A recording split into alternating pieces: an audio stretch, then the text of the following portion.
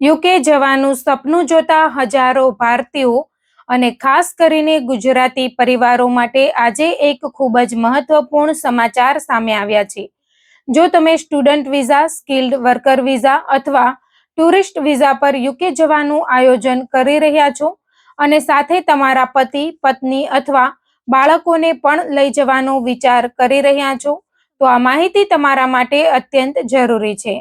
છેલ્લા કેટલાક વર્ષોમાં યુકે સરકારે ઇમિગ્રેશન નીતિઓમાં મોટા ફેરફારો કર્યા છે અને હવે ડિપેન્ડન્ટ વિઝાના નિયમો પહેલા કરતા ઘણા વધુ કડક બની ગયા છે, જેના કારણે હજારો પરિવારોના યુકે જવાના પ્લાન પર સીધી અસર પડી રહી છે.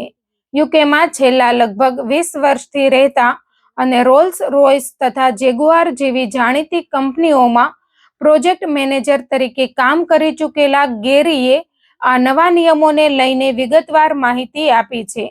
તેઓ સ્પષ્ટ કરે છે કે તેઓ કોઈ ઇમિગ્રેશન એજન્ટ કે વકીલ નથી, પરંતુ યુકે સહિત અન્ય દેશોમાં નોકરી મેળવવા માટે લોકોને માર્ગદર્શન અને સહાય પૂરી પાડે છે.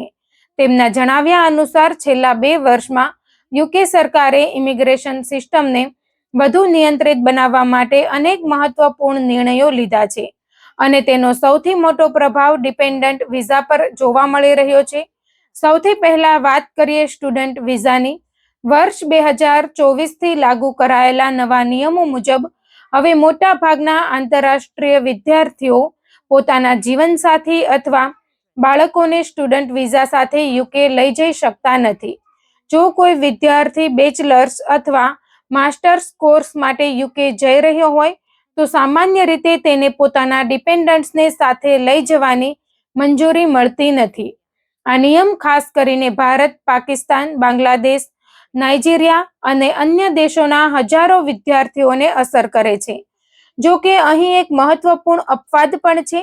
જો કોઈ વિદ્યાર્થી પીએચડી અથવા સરકાર દ્વારા માન્ય સંશોધન આધારિત કોર્સમાં અભ્યાસ કરી રહ્યો હોય તો તે પોતાના પતિ, પત્ની અથવા બાળકોને ડિપેન્ડન્ટ તરીકે સાથે લઈ જઈ શકે છે. યુકે સરકારનું કહેવું છે કે અગાઉના વર્ષોમાં સ્ટુડન્ટ્સની સરખામણીએ ડિપેન્ડન્ટ્સની સંખ્યામાં અસામાન્ય વધારો થયો હતો. વર્ષ 2022 અને 2023 દરમિયાન લાખો ડિપેન્ડન્ટ્સ યુકે પહોંચ્યા હતા, જેના કારણે રહેઠાણ, જાહેર સેવાઓ અને ઇમિગ્રેશન સિસ્ટમ પર વધારાનો ભાર પડ્યો હતો. પરિણામે સરકારે નિયમોમાં કડક ફેરફારો કરીને સામાન્ય સ્ટુડન્ટ્સ માટે ડિપેન્ડન્ટ લાવવાની સુવિધા લગભગ સંપૂર્ણપણે બંધ કરી દીધી. હવે વાત કરીએ ટુરિસ્ટ વિઝાની. ઘણા લોકો એવી ગેરસમજ રાખે છે કે પરિવારના એક સભ્યને ટુરિસ્ટ વિઝા મળી જાય તો આખો પરિવાર સાથે જઈ શકે છે, પરંતુ હકીકતમાં દરેક વ્યક્તિ માટે અલગથી વિઝા અરજી કરવી જરૂરી હોય છે. દરેક અરજદારને પોતાની નાણાકીય સ્થિતિ દર્શાવવી પડે છે અને એટલા ફંડ્સ બતાવવા પડે છે કે તેઓ યુકેમાં રોકાણ દરમિયાન પોતાનો ખર્ચ સરળતાથી ઉઠાવી શકે. ઉપરાંત કન્ફર્મ એર ટિકિટ, હોટેલ અથવા રહેવાની વ્યવસ્થા, પ્રવાસનું આયોજન, મેડિકલ ઇન્સ્યોરન્સ અને યુકેની મુલાકાત પૂર્ણ થયા બાદ પોતાના દેશમાં પરત ફરવાના ઈરાદાના પુરાવા પણ રજૂ કરવા પડે છે. જો અરજીમાં કોઈ માહિતી અધૂરી હોય અથવા ઇમિગ્રેશન અધિકારીઓને શંકા જાય કે અરજદાર યુકેમાં ગેરકાયદેસર રીતે રોકાઈ શકે છે તો વિઝા નકારવામાં આવી શકે છે. એટલે ટુરિસ્ટ વિઝા માટે પણ દરેક દસ્તાવેજ સંપૂર્ણ અને વિશ્વસનીય હોવો અત્યંત જરૂરી છે. હવે વાત કરીએ સ્કિલ્ડ વર્કર વિઝાની, જે હાલમાં યુકેમાં સૌથી વધુ લોકપ્રિય વર્ક વિઝા કેટેગરીઓમાંની એક છે. આ કેટેગરીમાં પણ છેલ્લા સમયમાં કેટલાક મહત્વપૂર્ણ ફેરફારો કરવામાં આવ્યા છે. ખાસ કરીને કેર વર્કર અને સિનિયર કેર વર્કર ક્ષેત્રમાં હવે વિદેશથી નવી ભરતી પર કડક નિયંત્રણ મૂકવામાં આવ્યા છે અને આવા ઘણા કર્મચારીઓ માટે ડિપેન્ડન્ટ્સને સાથે લાવવાની મંજૂરી પણ સમાપ્ત કરવામાં આવી છે. એટલે કે જો કોઈ વ્યક્તિ કેર સેક્ટરમાં નવી ભરતી હેઠળ યુકે જઈ રહ્યો હોય તો તેને પોતાના પરિવારને સાથે લઈ જવામાં મુશ્કેલી પડી શકે છે. બીજી તરફ engineering, construction, IT, project management અને અન્ય ઘણા સ્કિલ્ડ વ્યવસાયોમાં હજુ પણ ડિપેન્ડન્ટ વિઝાની સુવિધા ઉપલબ્ધ છે. જો કે તેના માટે સરકાર દ્વારા નક્કી કરાયેલા પગાર ધોરણોનું પાલન કરવું ફરજિયાત છે. કેટલીક ચોક્કસ નોકરીઓ માટે વાર્ષિક 25,000 પાઉન્ડથી 30,000 પાઉન્ડ સુધીનો પગાર જરૂરી હોય છે, જ્યારે સામાન્ય સ્કિલ્ડ વર્કર માટે વાર્ષિક 38,700 પાઉન્ડનું પગાર ધોરણ લાગુ પડે છે.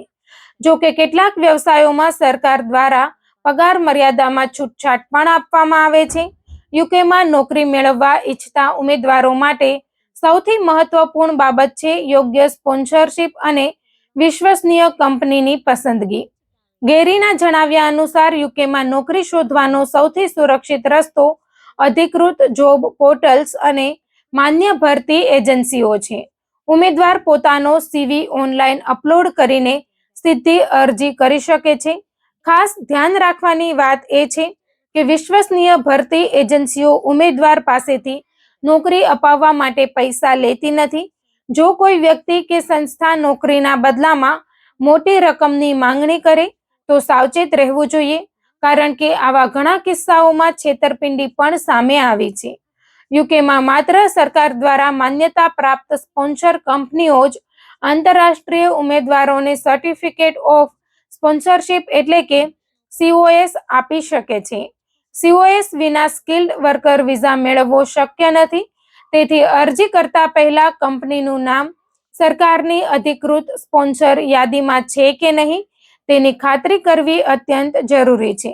વિડીયોમાં વધુમાં જણાવવામાં આવ્યું છે કે હાલમાં પોસ્ટ સ્ટડી વર્ક એટલે કે PSW વિઝા પર રહેલા ઘણા ઉમેદવારો પણ નવી નોકરીની શોધમાં છે.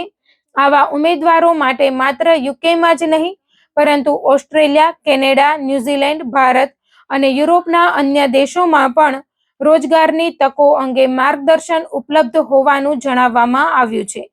જો કે કોઈ પણ દેશ માટે અરજી કરતા પહેલા ત્યાંના તાજેતરના ઇમિગ્રેશન નિયમો, વિઝાની શરતો અને સ્પોન્સરશિપ સંબંધિત માહિતી ચકાસવી ખૂબ જ જરૂરી છે. આ તમામ ફેરફારોનો મુખ્ય સંદેશ સ્પષ્ટ છે કે હવે યુકે પોતાની ઇમિગ્રેશન સિસ્ટમને વધુ નિયંત્રિત અને કડક બનાવી રહ્યું છે. સ્ટુડન્ટ વિઝા પર ડિપેન્ડન્ટ્સ માટેના નિયમોમાં મોટા ફેરફારો, ગેરવર્કર કેટેગરીમાં નવા પ્રતિબંધો, સ્કિલ્ડ વર્કર માટે વધેલા પગાર ધોરણો અને સ્પોન્સરશિપ સંબંધિત કડક નિયમો દર્શાવે છે કે હવે માત્ર યોગ્ય લાયકાત, સાચા દસ્તાવેજો અને સરકાર દ્વારા નક્કી કરાયેલા માપદંડોને પૂર્ણ કરનાર ઉમેદવારોને જ વધુ તક મળશે. તેથી જો તમે અથવા તમારા પરિવારનો કોઈ સભ્ય આગામી સમયમાં યુકે જવાનું આયોજન કરી રહ્યા છો તો કોઈ પણ નિર્ણય લેતા પહેલા તાજેતરના નિયમો સારી રીતે સમજો, વિશ્વસનીય સ્ત્રોતોમાંથી માહિતી મેળવો અને તમામ દસ્તાવેજો સંપૂર્ણ તૈયાર રાખો. યોગ્ય આયોજન, સાચી માહિતી અને કાયદેસર પ્રક્રિયાનું પાલન જ તમારા યુકે જવાના સપનાને સફળ બનાવી શકે છે અને ભવિષ્યમાં અનાવશ્યક મુશ્કેલીઓથી પણ બચાવી શકે છે.